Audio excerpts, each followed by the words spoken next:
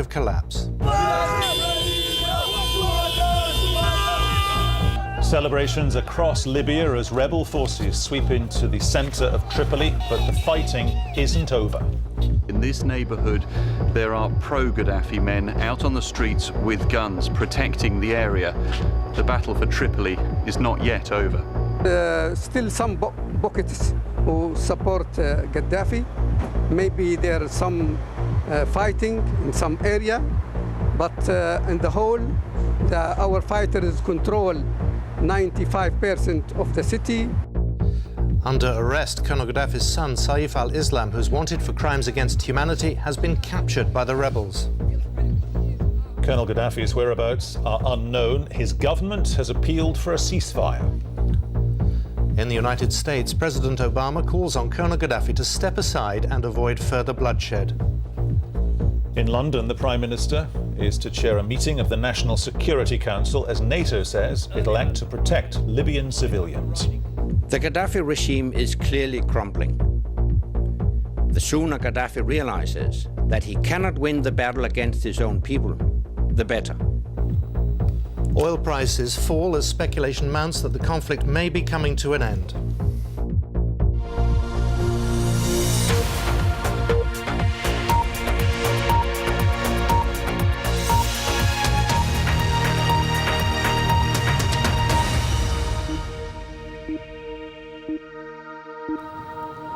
Heavy fighting continuing in parts of the Libyan capital Tripoli after rebel forces streamed into the city overnight. Armed residents in Tripoli took over Green Square, previously the scene of pro-Gaddafi demonstrations. The rebels say they now control 80% of the capital. But there's fighting in several pockets, including around Colonel Gaddafi's residence at Bab al-Aziyah. Here's Matthew Price. With astonishing speed, the rebels marched right into the heart of Colonel Gaddafi's empire. At Green Square, they tore down his picture and renamed this bastion of Gaddafi support Martyr Square. They rejoiced in Benghazi too, the home of the opposition's political movement. This is the moment we've been waiting for, said Mohammed Saber. We can rejoice and remember the martyrs. Then came word that Colonel Gaddafi's son, Saif al-Islam, had been arrested. Once it was assumed he would take over his father's throne, now he's facing prosecution at the International Criminal Court. But as we found, this is not yet a city fully under rebel control. Outside the hotel that's been our home here, a Gaddafi roadblock and fighting long into the night. Well, it's now several hours since rebel forces entered Tripoli, and yet what we're seeing here is proof that they don't yet control the entire city. In this neighbourhood, there are pro-Gaddafi men out on the streets with guns, protecting the area. The battle for Tripoli is not yet over. But our government minders had left, and in the offices from which they worked, we found proof they had been monitoring the personal emails of the journalists who'd stayed here during this war. In Washington, President Obama said the momentum against the Gaddafi regime had reached a tipping point. Tripoli is slipping from the grasp of a tyrant, he said. Those who agreed celebrated across Libya, but their future is still unclear. What now for Colonel Gaddafi? Might his forces mount a counter-attack? It seems unlikely, but not all of Tripoli is celebrating. There may be tense days ahead. Matthew Price, BBC News, Tripoli. Let's just see the latest from Tripoli. These pictures have just come in to us, showing the jubilation and the scenes on the streets of Tripoli. Rebels who drove in overnight and in the early hours of this morning, savouring what they're calling their victory over Colonel Gaddafi. And in the last few minutes, Mustafa Abdul Jalil, who's head of the NTC, the National Transitional Council, he's appeared on Arabic television threatening to resign if rebels resort to any acts of vengeance. Tripoli, of course, has not completely fallen to the rebels as yet. We were talking to Rupert Wingfield-Hayes, our correspondent, who went in with a contingent of rebels in the early hours, just before dawn, going into the city in darkness. And they encountered a lot of heavy sniper fire, a lot of heavy rocket-propelled grenade fire. They had to turn and, in effect, run for their lives. Some of the rebels were killed at that point, although the BBC team managed to get out in a state of safety. We've been hearing from the Chargé d'Affaires in London, admitting as well, just in the past few minutes, that they may face, quotes, some difficulties on the road to Libya, but very happy scenes there in the Libyan capital for the rebels, and indeed, we suspect, for most of the residents of a sizable city. It's 2 million people. It's not an easy take for the rebels. It's not a city that's manageable, the size of Misrata, the size of Tobruk, a sizable city in North Africa. Well, a short time ago, Matthew Price, our correspondent, gave us the latest from Tripoli. Well, there's continued fighting in Tripoli. It appears that the rebels, the opposition fighters, have control of some parts of the city, and pro-Gaddafi forces have control of other parts of the city. The rebels seem to think they have more control, but this is a vast metropolis. It's 2 million people in size, and it's very hard to get a clear picture. We know that there is fighting going on at Colonel Gaddafi's compound, and in fact, although it's quietened down now, this morning for several hours there has been very fierce fighting in Tripoli, just behind me, a bit of a distance away, but still we've seen the smoke rising from that on the horizon, and large amounts of gunfire and heavy weaponry being used. Is there any word of Colonel Gaddafi himself and his whereabouts? No, we heard from him overnight in an audio message when he called on the people of Tripoli to defend the city from the rebels, but nothing more than that. There's so much speculation as to his whereabouts. I think we can probably safely assume that he hasn't left the country, because nothing has leaked out from another country, Venezuela or South Africa or elsewhere, that he has indeed landed or moved into those countries, despite persistent rumours over the last week. My assumption would be that he's either here in Tripoli or in his hometown of Sirte, where he has a huge amount of support. But I mean, that is speculation. We haven't seen him for several months now. Matthew, having been speaking to you over the last few days, perhaps very surprising, the speed at which the rebels appear to have got into the heart of Tripoli.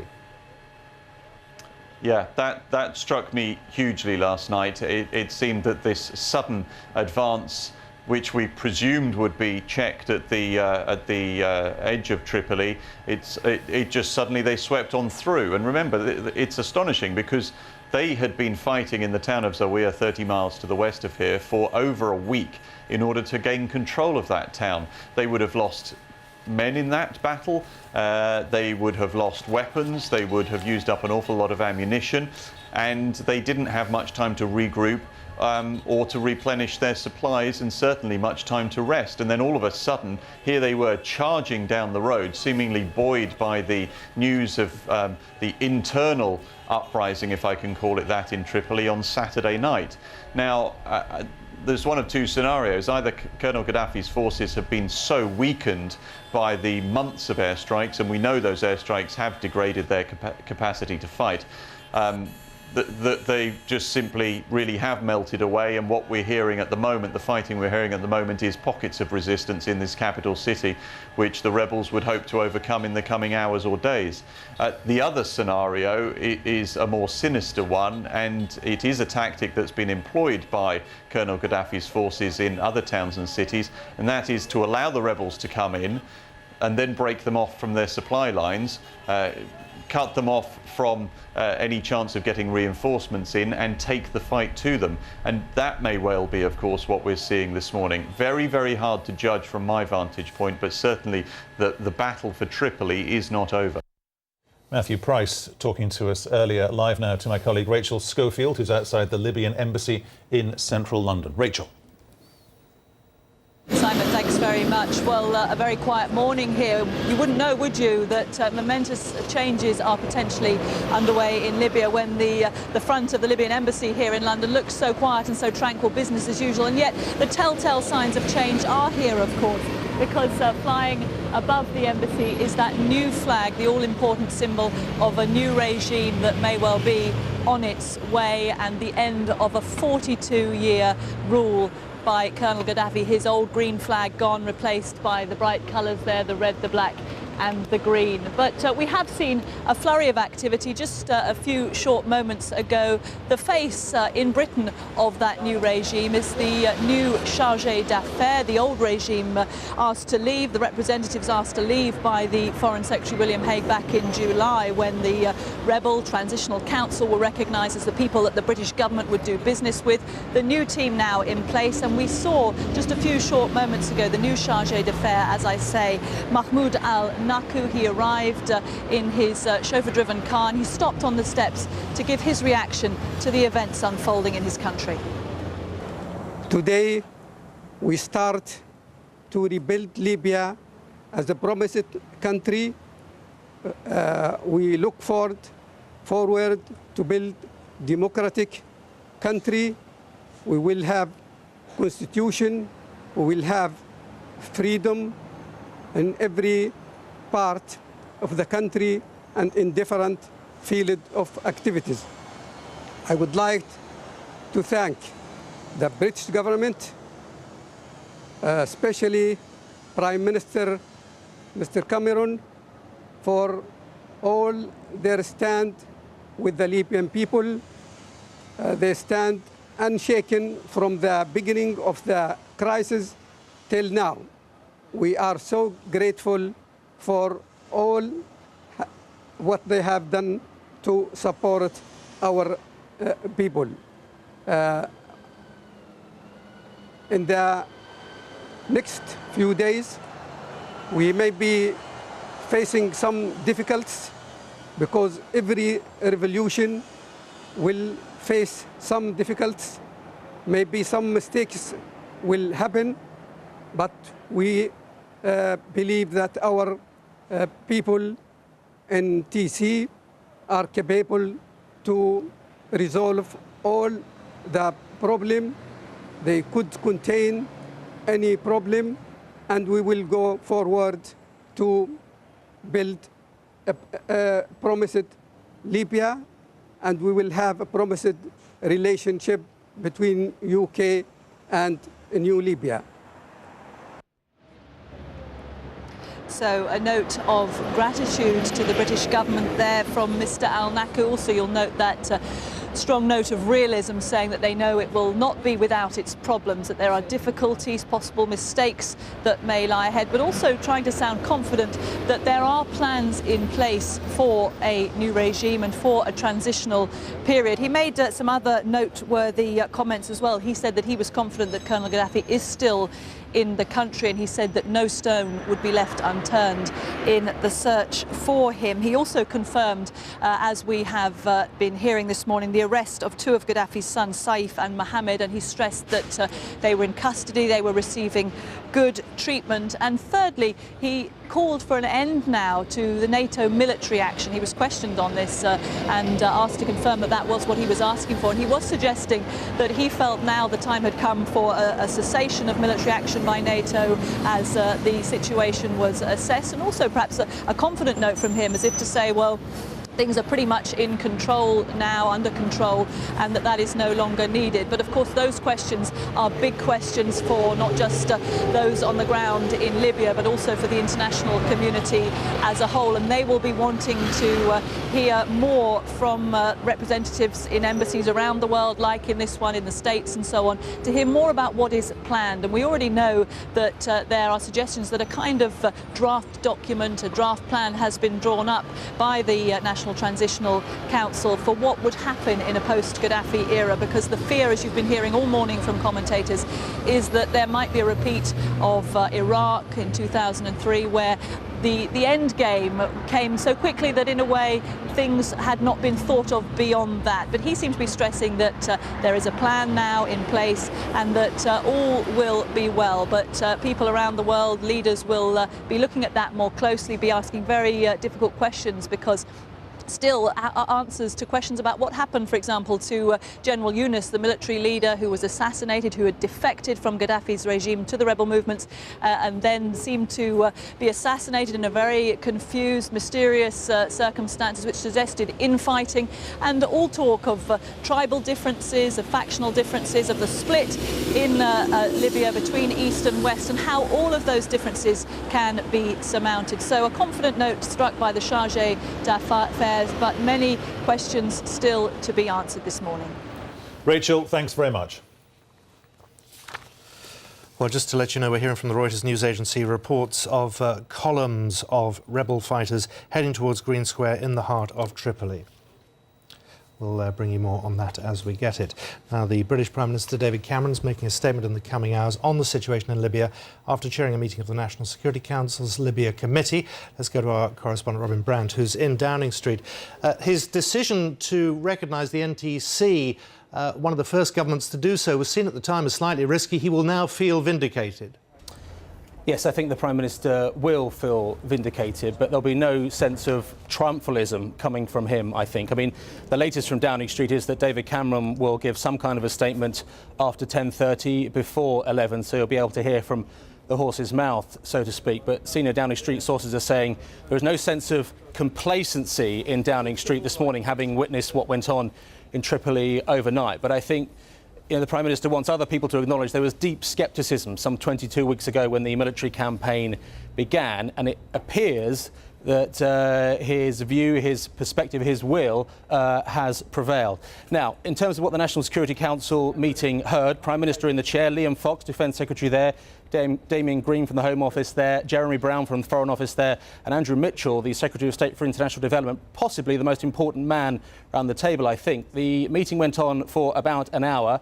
The upshot of it is that Downing Street saying they believe the vast majority of Tripoli is under the control of rebel forces now. There are still, though, some pockets which they believe Gaddafi forces are in control of. There's no word, Downing Street says, on where Colonel Gaddafi is at the moment. But we will hear more detail from the Prime Minister himself, or sometime within the next 45 minutes. Now, he's broken off a holiday in the southwest to be back in London today. And in terms of what happens next, David Cameron will not need reminding of the mistakes made after the Iraq capitulation. What do you think he's going to be saying to us later? Well, he will talk about the fact that it appears, as Downing Street said in a statement last night, the days are numbered for Colonel Gaddafi and the end game is very close. But no complacency is part of the message from Downing Street this morning. I think there are three key questions for him and Andrew Mitchell and more broadly the UK government. And that is, firstly, is it the end? What exactly is going on in Tripoli and at the heart of the Gaddafi government this morning? Secondly, where is Colonel Gaddafi? There's some rumour, some talk this morning of a plan, perhaps with South African involvement, to get him out of the country. But that's the second key question. Where is this man who has been indicted by the International Criminal Court? Where are his sons and other members of his family? And thirdly, what happens next? Because, we've all talked in great detail this morning about the lessons from the Iraq War of 2003, the immediate aftermath, the disbanding of the Ba'ath Party, Saddam Hussein's political machinery which had controlled the country for so long, the disbanding of military and police organisations which proved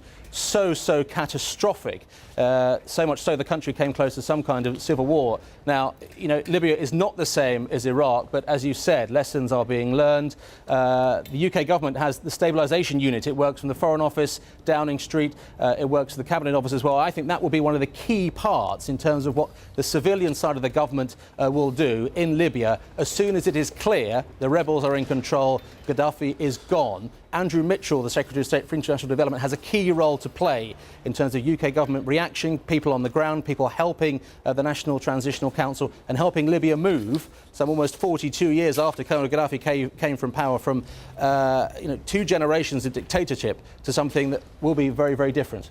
Robin Brandt in Downing Street, thank you. Well, let's cross live now to our World Affairs correspondent, Jonathan Head, who's in the western rebel stronghold of Misrata. Jonathan, what was the reaction there when they heard the news? Well, the reaction was, as you could expect, extraordinary jubilation. And that was late into the night. It's quiet now. People still can't quite believe it. but they are aware, that it is not a done deal yet for all of their excitement about what seems like extraordinary achievement of the fighters who are allied to them. We know that they've sent more fighters in from Misrata. Yesterday they sent one boatload of 200 to go and join the people who were rising up to start this attempt to overthrow Colonel Gaddafi. They sent another 3 boats with around 600 fighters, they say, in total, to go and join. But that's because while some parts of the capital are quite peaceful, and we've spoken to residents there who say in their neighbourhoods, particularly in the east, they're well secured. Local people have come out, formed barricades. They're checking who goes in and out. There's no shooting there. In other parts, clearly, there's still quite significant fighting, and there are forces to Colonel Gaddafi willing still to fight. And so they know it's not over. One sign of that is the fact that, this is the 3rd largest and most prosperous city in Tripoli, in Libya. It's the one bastion of opposition support throughout this 6-month conflict in the west. Yet they've not yet been able to open the road between here and Tripoli. They're still encountering resistance, and they haven't moved any further than the town of Zlitin, where they've been for the past week. And they're saying that the military forces here in Misrata that they don't plan to try to push through today. I think they want to avoid casualties to see if the events in Tripoli will finally persuade those Gaddafi forces that are still confronting them on the road to Tripoli will simply melt away. And it's a particularly sweet piece of news there, given what Misrata has experienced in the past 6 months. Absolutely. I mean, and what's interesting is, the sense of determination in this city. The losses go right across all families and neighbourhoods in this city. It was a very fiercely contested city. Parts of this city have got shattered buildings. They look like, people describe it as being like Stalingrad in the Second World War. It really took an absolute pounding. And yet, people have said, before they even knew this was going to happen, it was still worth taking more losses to get Colonel Gaddafi out of power, to take Tripoli. Now it seems that that's happened much faster than they expected, that their fighters will not have to battle their way into Tripoli, which they expected to be very costly. Of course, what they now confront is the business of forming a government, probably much faster than they expected. Some plans are in place, but they've had to be patched together through leaders here. Benghazi, a very, very long way to the east. Communications haven't always been easy. And those fighters in the Western Mountains who've now moved into Tripoli, and of course people inside Tripoli itself. It's going to be quite a difficult process, I think, all these groups coming together and starting to agree on the next steps. What's your reading, when we talk about the next steps, what's your reading of the way that this appears to have been a very well-planned operation? As the rebels went into Tripoli, they were met with a very well-planned operation coming